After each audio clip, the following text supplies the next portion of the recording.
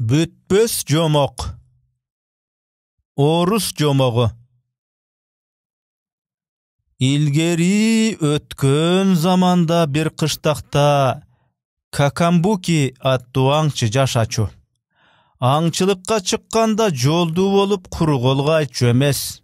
Бирок бир күнү анын жолу болбой, керели кечке жүргөнүнө карабастан колуна илине турган эч нерсе таба албайт. Кечинде жонундагы куржуну бош кайтат. Бул жолу кийик, коён, ал тургай кыргоол да жок. Эртеңкиге чейин ачка калууга туура келет деп ойлонуп отуруп калат. Капыстан мурдун жарган эттин жыты келет. Жыт чыккан жакка карай басса, бакчада бир кемпир каздын этин бышырып аткан экен. Какамбукинин аябай тамак жегиси келет.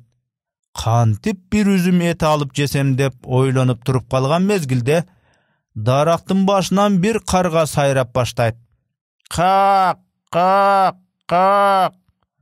Какамбуки куштун тилин билген немекен карга ал же деп жатканын түшүнөт. Өй, кантип жейм?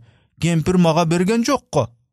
Кемпир болсо, мен ага эт бермегелем, ал тамак жегиси келгенин айткан жок деп ойлонот. Карга какылдаганын улантат. Как, как, как деп. Эгер Какамбуки тамак сураса, кемпир тамак берет эле. Какамбуки тамак жегенде биздин жомогубуз андан ары уланат эле.